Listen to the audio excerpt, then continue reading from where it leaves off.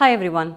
So in this recording I want to quickly talk about two muscles that are involved in our singing because a lot of you have asked me for tips on breathing techniques to better the voice and voice culture tips, but I think at the base of all that lies our proper usage of the muscles around the voice and the voice box. So the two important muscles that we should not get strained when we sing are firstly the sternocleidomastoid muscle, it's called SCM in short. So that muscle runs from behind the ear and attaches itself to the top of the collarbone. So you can see that it runs like a rope here, and that muscle is very important, right? And to not strain that is very important because when that gets strained, that's when neck pain develops into vocal strain and things like that. So, there is a complex range of issues that can develop, right. So, that should not get strained firstly. Secondly, there is another muscle that runs here, it is called the scalene muscle, right. Scalenes are very important especially for the breathing. So, when the breathing is faulty in a singer, what happens is the singer tries to compensate it through excessive use of the sternocleidomastoid, which is this rope like muscle, or the scalene, which involves a lot of breathing. So, when we fail to take adequately deep breaths while singing, or when we take too many breaths in quick succession, in a sense of urgency and strain while singing, all of that distresses these two sets of muscles. And there are a lot of other muscles as well around the vocal box area, the voice box area, but I am mentioning these two in particular because a lot of singers do complain of neck pain and neck strain, and very frequently we see that the doctors or ENTs or physios, they will tell, take care of your posture. One of the biggest mistakes that you should avoid as a singer to not strain the sternocleidomastoid or the scalene is to firstly breathe properly and deeply when you sing. Practice diaphragmatic breathing when you sing, right. So, really take a deep breath in and slowly exhale as you sing, and do not push when you sing. So, it is like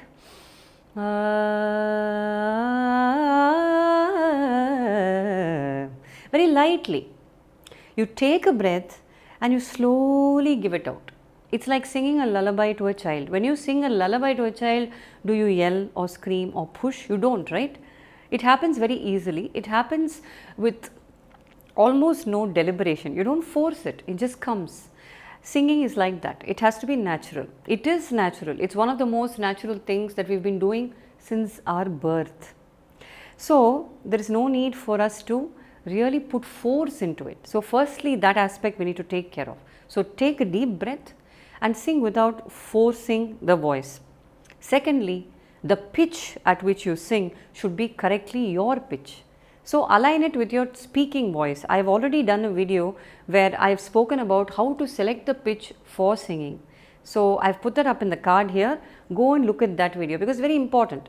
The talking pitch shouldn't be very far from your singing pitch, because what happens is people talk in like this, right? I'm speaking to you.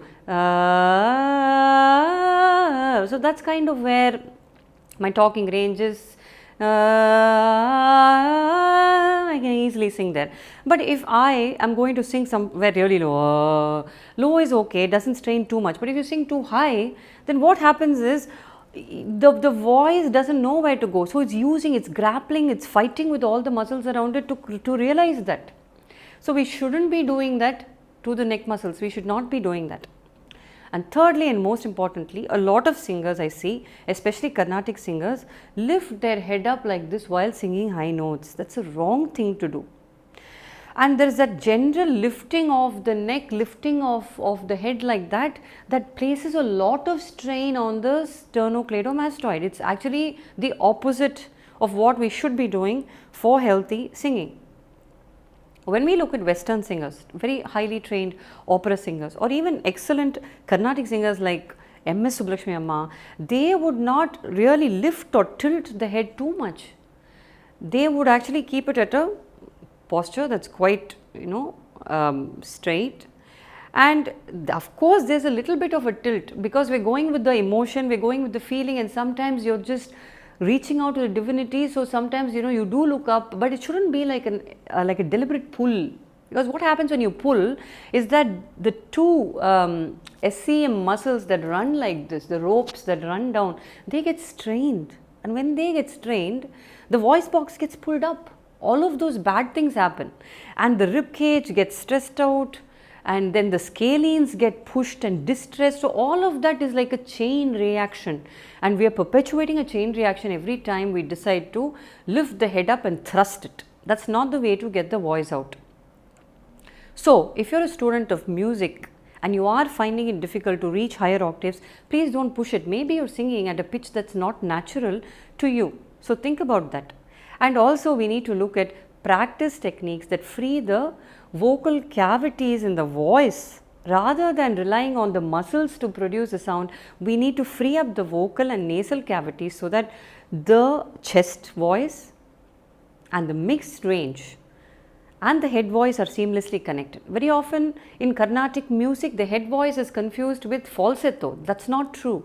The mixed range is the best range to explore and sing beautifully. The only thing is, to connect the chest voice to the mid range, we need to really use techniques. I've also discussed this in previous videos, like the lip trill.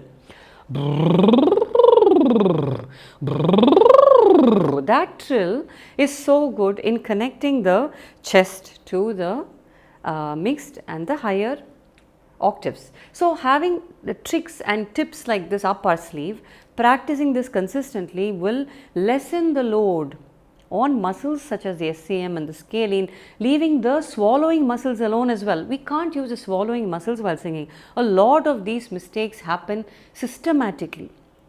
And I've been noticing this particularly in the South Indian tradition of Carnatic music, because by default the gurus don't go into the vocal anatomy or the physiognomy of the voice. It's like as if you talk about it, there's something wrong, the magic is taken away from the music. That's not true, because a lot of the education around the voice alerts us to what we have to be careful about, how we can care for the voice and how we can use it optimally, because it is an organ and it is a part of our body that we have some control of, but we really don't know what's going on inside, right?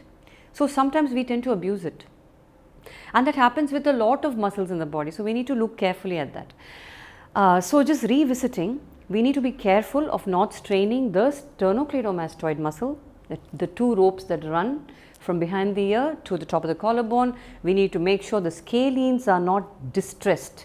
So just one of the ways to ease up after a performance or a concert, or singing for hours, practicing for hours, is actually to just reach in here and give a gentle massage here, and to sometimes just palpate this SCM muscle and see if you have any trigger points there. Just ease it out, but it's very important not to grasp beyond the muscle in the fascia. We shouldn't be touching anywhere near the the voice box or anything. Just easily palpate this muscle and check for any trigger points and ease it out, because it's very important that we as singers have a good understanding of our vocal anatomy and physiognomy of the voice and how we are using it.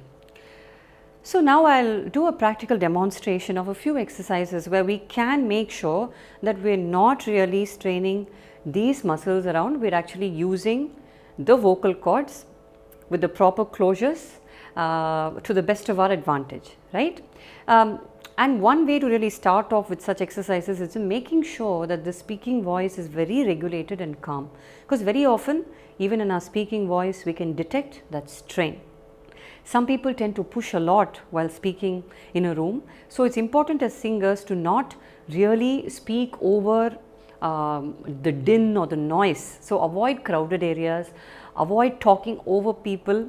Hold the power in you in a conversation so that people actually turn and look at you, and you look at them and communicate calmly what you want to say. We cannot communicate clearly or take care of our voice if we are going to shout over people, right? So be very clear about that. That's the first protection for these muscles. Now let's go on to the exercise, the lip trill, as I said.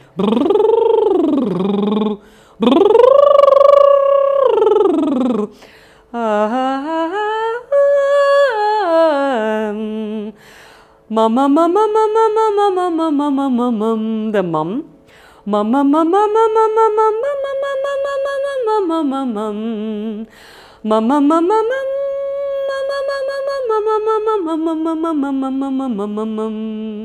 throughout I have just kept my head straight, right? I'm not looking up like this deliberately.